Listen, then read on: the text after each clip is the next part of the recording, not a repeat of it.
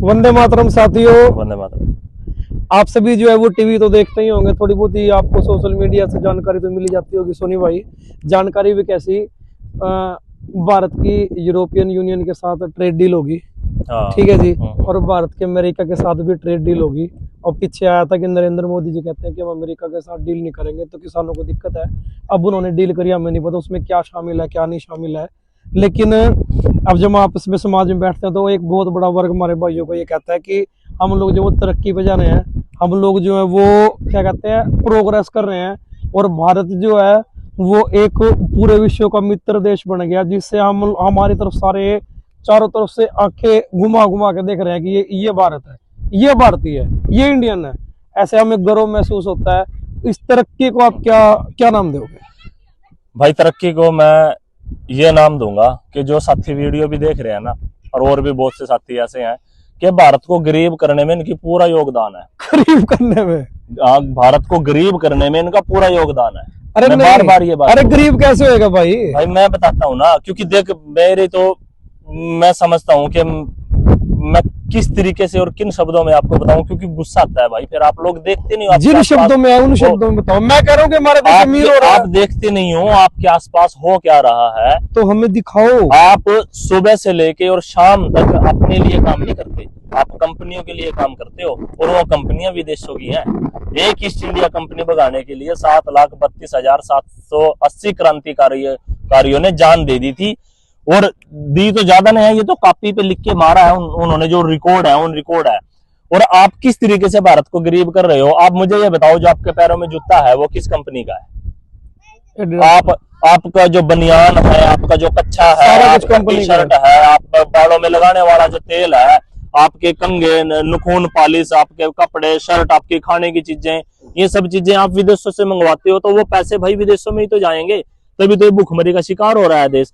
स्वदेशी आंदोलन को आपने कभी जाना नहीं है। लोकमान्य तिलक जी को आपने कभी पढ़ा ही नहीं है, उन्होंने स्वदेशी आंदोलन चलाया था। श्री राजीव दीक्षित जी को आपने जाना ही नहीं है। आपने अपने खद्दर के और खादी के कपड़े बोल के कि ये तो गरीबी की निशानी है और हम तो अमीर सूट बूट पहनने वाले आप लोग बन गए हो, तो देश को गरीब तो आप कर रहे हो। आपके गांव में कितने उद्योग धंधे हैं, जो आपके गांव का पैसा वो आपके गांव में ही रख सकते हैं। ये व्यवस्था अपने देश में थी, जो वो गांव का पैसा गांव में ही रहा करता था। आप अपने गांव के दर्जी पे कितने कपड़े संवाते हो? आप अपने गांव के नाई के पास कितने लोग आप में से बाल कटवाते हो? अब तो मैं हाईटेक हो गया। आप वो जो क्रीमें हैं, वो जो सारी चीजें सारी विदेशों की हाईटेक हो गया ना सारा कुछ। तो फिर आपका गांव, आपका जिला, आपका राज्य वो तो गरीब बनेंगे भाई, आपका देश गरीब ही बनेगा। और आपने वो पूरी बागडोर दे दी किसी एक व्यक्ति के पास। अब वो चाहे ट्रेड डील करे, चाहे वो कुछ भी करे, चाहे उसका फाइलों में नाम आए, चाहे फिर वो जो चीजें हैं जो जैसे यूरोपियन यूनियन से हो या किसी भी देश से डील होती है, तो अब तो इस शर्त पे हो रही है कि बनेगा तो सारा कुछ भारत में ही। तो उद्योग व्यापार तो भारतीयों को मिलेगा, काम तो भारत वालों को मिलेगा। बिल्कुल मिलेगा। ऐसे ही ईस्ट इंडिया कंपनी ने वहां गन्ना तो होता नहीं था, यहाँ पे गन्ना अपना जो मिल लगाई, शुगर चीनी बनाने के लिए भारत का गन्ना था, भारत के मजदूर थे, वो चीनी बन के फिर टैक्स लगा के उन्हीं लोगों को महंगे दामों में बेचा जाता था।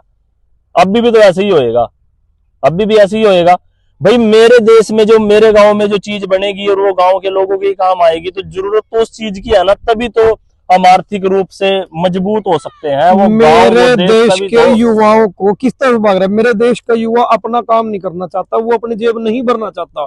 वो कहता है कि मैं पढ़ूंगा लिखूंगा। क्यों पढ़ूंगा? अपने जीवन की उन्नति के लिए नहीं, नौकरी करने के लिए। आप एक रिसर्च करा लो, 95% युवा नौकरी की तरफ जाना चाहता है। क्यों? वो बात उसके दिमाग में नौकरी की है। नौकरी करना, गुलामी करना। मान लो आप 1 लाख रुपए की नौकरी कर रहा है, कोई भी व्यक्ति 1 लाख रुपए की नौकरी कर रहा है, वो गुलामी तो कर रहा है। वो जो लोग उसको तनख्वाह देंगे, अभी आप किस तरीके से लोगे इस बात को? मैं किस तरीके से लेता हूँ, अभी ना आप एक 20-30 लोगों की डिबेट करा लो। वो डिबेट किस तरह से करानी है? सत्ता पक्ष प्लस उसके सामने भी पक्ष खड़ा कर देना आपने, और कुछ नहीं करना। और उनको ये बता देना है कि ये जो सी नौकरियां, लाखों करोड़ों नौकरियां जो है वो भारत के अंदर मिलेंगी, इससे हमें फायदा होगा या नुकसान होगा। तो उनके आपस में एक चर्चा हो जाएगी। वो ये कहेंगे कि नहीं नहीं, नौकरियां मिल रही है तो मेरे देश तरक्की कर रहा है, इससे आगे तो कोई बढ़ा ही नहीं, बढ़ना ही नहीं किसी। मैं बताऊं, 1835 में एक अंग्रेज देश में आया था, टीबी मैकॉले उसका नाम था। वो 7 साल रहा उसने रिसर्च करी अपनी पूरी, और वो चीज फिर उसने इंग्लैंड की पार्लियामेंट में पेश करी थी। उसमें क्या था कि भारत में ना तो कोई गरीब है, ना कोई बेरोजगार है, सभी के पास अपना काम है। और एक सामान्य घर में भी सोने हंसी चांदी खुशी के रहते हैं। सिक्कों के ढेर ऐसे लगे हुए हैं कि जैसे मतलब ये गेहूं और चने के ढेर लगे हुए हैं, और सभी तोल के रखते हैं। सभी ने वो गिने ही नहीं थे कितना सोना है कितना चांदी, तोल के रखते थे, 1 कुंटल 2 कुंटल 5 किलो 10 किलो ऐसे। वो रिपोर्ट आज भी दर्ज है और ये सारी चीजें हैं। तो ये बेरोजगारी वाली बात कहां से आई? मैं उन साथियों को कह रहा हूं कि भारत के बारे में पढ़ो तो सही एक बार, उसको जानो तो सही कि असली भारत था क्या और हम लोगों ने उसको बना क्या दिया। इतना टाइम किस पे है? सिर्फ पढ़ना कितना है, जितना पेपर देना है, पेपर में क्या आएगा वो पढ़ना है, पेपर पास करना है, अच्छे अंक लेके आने हैं, ताकि अच्छी कंपनी के अंदर, एमएनसी कंपनी के अंदर नौकरी लग जाएगी। बढ़िया नौकरी करके अच्छा पैसा इकट्ठा करके विदेश के अंदर सेटल हो जाना है। नौकरी लगेगी तो पैसा इकट्ठा करके होना है, नौकरी नहीं लगेगी तो कोई वीजा लगवा के वैसे ही बाहर चले जाना, जाना तो बाहर ही आज के टाइम में। तो ये और ज्यादा वो अगली बात होगी ना। नहीं, अगली बात ये युवा की सोच है, ये युवा की सोच बना दी गई है ना भाई, और ये इसको तरक्की मानते हैं। मतलब अपनी जमीन को बेच के और विदेश चले जाना इसको तरक्की मानते हैं। तो फिर ये ट्रेंड आजकल ट्रेंड नहीं, ये उन माँ बापों की कमी है।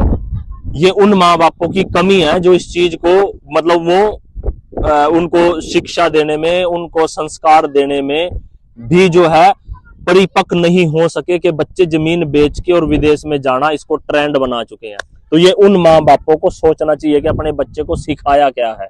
तो दोस्तों, हम इस चर्चा के माध्यम से आपको ये बताना चाहते हैं कि कोई ट्रेड डील, किसी प्रकार की नौकरी, कोई आपको बढ़िया से बढ़िया सैलरी पैकेज आपको, आपके देश को, आपके समाज को उन्नति की तरफ लेके जाएगा, इसकी कोई गारंटी नहीं है। आपको आपके तरफ लेके जाएगा, उन्नति की तरफ ले जाएगा आपका घर का काम, खुद का काम, जिससे आप 2 पैसे कमाओगे, अच्छी रोटी कमाओगे, लेकिन आप खुद का ही कुछ कर पाओगे, जिससे आपको आत्मनिर्भरता बनेगी और आप स्वयं के अंदर भी जो अपने अंदर जो आत्मविश्वास से भर के कुछ न कुछ बढ़िया कर पाओगे। ऐसा एक चीज और है क्या, वो इस तरीके से है कि भाई मतलब जो आप लोग ये चीजें देखते हो, सबका देखने का अपना अलग अलग नजरिया है, ठीक है। और मतलब गाय पालने के लिए, पशु पालने के लिए, मुर्गी पालन के लिए सभी कोचिंग सेंटर हैं या सरकार ने कुछ वो सुविधाएं बना रखी हैं कि आप ये सीखिए। हाँ। अभी मैं आपसे पूछता हूं और साथी भी कमेंट करेंगे कि बच्चा कैसे पालते हैं, बच्चे को क्या रखना है, कैसे रखना है, क्या सिखाना है उसको, क्या इसका कोई सेंटर है? नहीं, वो तो जो मैंने बात बोल ली थी ना कि माँ बाप वो कसूरवार हैं, बच्चे को संस्कार नहीं दे पाए कि वो जमीन को बेचकर और विदेश में जाना है, उसने ट्रेंड बना लिया। मैं उन माँ बापों को पूछता हूं कि ये आपने ऐसी सोच उन बच्चों की कैसे बना दी? आपने किस तरीके से अपने बच्चे को पाला है, कौन से संस्कार दे के पाला है? मतलब ये समाज तो ऐसा हो चुका है, जो मैं बार बार समाज को तो नहीं, मतलब उन लोगों को कह रहा हूं कि लोगों की ऐसी सोच बन चुकी है कि लव मैरिज का कानून अगर कोई सरकार लेके आई, कोई व्यक्ति उसको लेके आया कि किसी भी गांव ने उसका आज तक विरोध नहीं किया, और इस लव मैरिज के कानून को लेकर लाखों करोड़ों परिवार बेघर हो गए हैं, लड़ गए हैं आपस में, यारी दोस्ती खत्म हो चुकी है, आना जाना खत्म हो चुका है। कि मतलब अपनी रिसर्च करके उठना तो पड़ेगा, अपने रिसर्च सेंटर आपने बनाने पड़ेंगे। आत्मनिर्भर भारत जब बनेगा जब खुद कुछ करेगा, खुद, चाहे वो रिसर्च है, व्यापार है, काम है, कुछ भी काम है जो खुद से उठेगा, और विदेश की ट्रेड डील आपको आगे नहीं लेके जाएगी, आपको आगे लेके जाएगी आपकी मानसिकता की डील, जो आपने खुद सोचना है कि आप क्या करोगे। जी बिल्कुल, ठीक है। अगर आपको हमारी वीडियो अच्छी लगती है तो फटाफट से कमेंट कर देना और कमेंट बॉक्स में लिखना कि आपको इस विषय के ऊपर जानकारी कैसी लगी। धन्यवाद। वंदे मातरम। वंदे मातरम साथियों।